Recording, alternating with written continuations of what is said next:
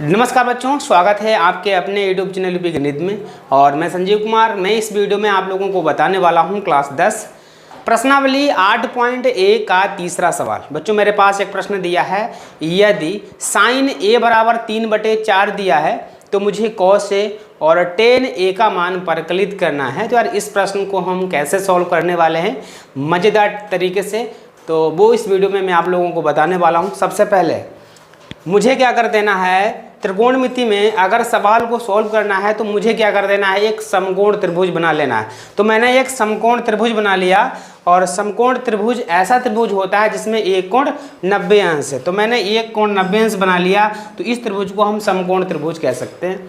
सवाल दिया है साइन a बराबर 3/4। साइन a बराबर 3/4 दिया है, तो हम यहाँ लिख देंगे भैया क्या दिया है, साइन a बराबर 3/4 लिखना है। तो हम यहाँ लिखेंगे कोण A, यहाँ लिख देंगे V, ये लिख देंगे C। ठीक है, ये हमारा नाम दे दिया है। इस समकोण त्रिभुज को मैंने एक नाम दे दिया है ABC, जिसमें B हमारा समकोण दिया है। साइन बराबर 3/4 दिया है, तो मुझे ये जो 3 दिया है इसको हम किस नाम से पुकारेंगे, 4 क्या दिया है इसको किस नाम से पुकारेंगे।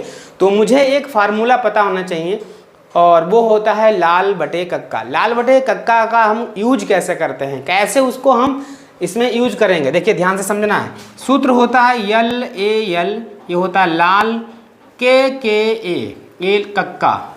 लाल बटे कक्का हमारे पास फार्मूला है। तो हम जो हमारी ये पहली लाइन लिखी है L बटे K, ये साइन की होती है। किसकी होती है बच्चों, साइन की होती है। और इस सवाल में साइन का ही मान दिया है। क्या है, साइन बराबर हमारे पास फार्मूला हो जाएगा बच्चों, साइन बराबर फार्मूला क्या हो जाएगा, लंब बटे कर्ण। क्या हो जाएगा, लंब बटे कर्ण।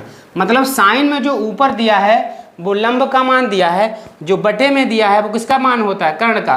तो लंब हमारा 3 है और कर्ण कितना है, 4 दिया है। तो इस त्रिभुज में ये बच्चों, ये हमारे जिस पर 90 अंश बनता है, ये हमारा लंब होता है। तो लंब इसमें दिया है 3, तो मैंने यहाँ 3 लिख दिया, और कर्ण कितना दिया है, 4। और इस त्रिभुज में मुझे अब निकालना है आधार। त्रिभुज में अगर 3 भुजाएं मुझे पता हैं तो आप किसी भी मान को आसानी से निकाल सकते हैं, और मुझे अभी 2 भुजाएं पता हैं, तीसरी भुजा को हम आसानी से निकाल सकते हैं। मुझे बच्चों आधार निकालना है, तो आधार का एक फार्मूला होता है, आधार स्क्वायर बराबर कर्ण स्क्वायर माइनस लंब स्क्वायर। ये फार्मूला होता है बच्चों।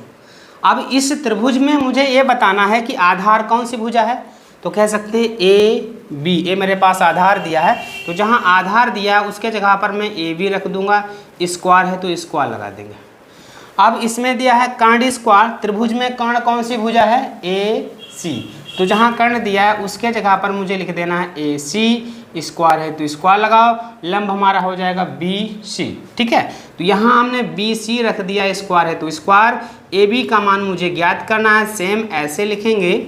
AC का मान 4 दिया है, 4 का स्क्वायर कर देंगे, और ये हमारा 3 का स्क्वायर हो जाएगा। इसी तरीके से AB स्क्वायर सेम ऐसे लिखते रहेंगे। 4 का स्क्वायर बच्चों कितना होता है, 16।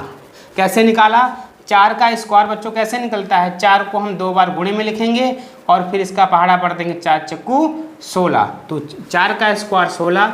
इसी तरीके से 3 का स्क्वायर 9 हो जाएगा। ठीक है बच्चों, और मुझे अभी AB स्क्वायर बराबर कितना बचा, यहाँ बचेगा बच्चों 7।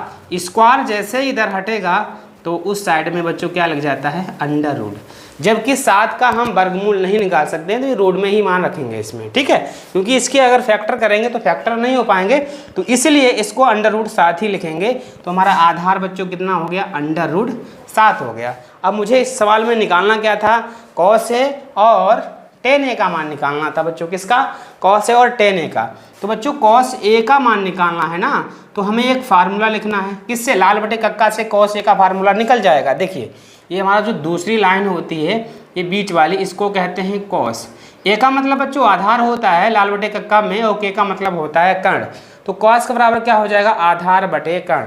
तो मुझे लिख देना है आधार, और बटे में बच्चों क्या हो जाएगा, कर्ण हो जाएगा। कॉस A दिया है, तो कोण के सामने वाली भुजा लंब हो गई, और जब ए आधार हो गया ए कर्ण हो गया तो हम क्या कर देंगे, आधार इसमें कितना दिया है इस त्रिभुज में आधार का मान बच्चों कितना √7 है, तो मैंने यहाँ √7 कर दिया।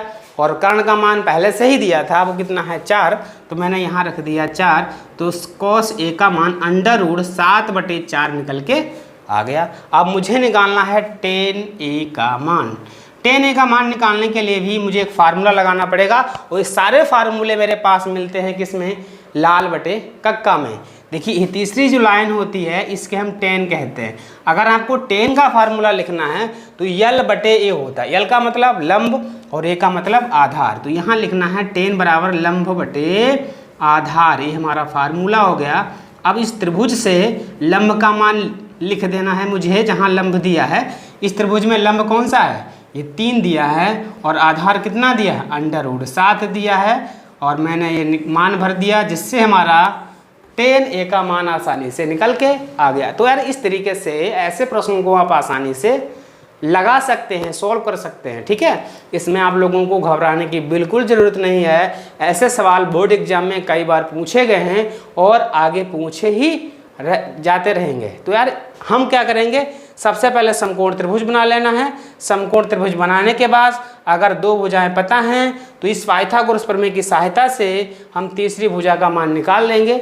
जब त्रिभुज में तीनों भुजाएं पता हो जाएंगी तो उससे एक हमारा फार्मूला लाल बटे कक्का है, उससे हम साइन का मान, tan का मान, cos का मान, जिसका चाहें उसका मान आसानी से निकाल सकते हैं। ठीक है बच्चों, धन्यवाद।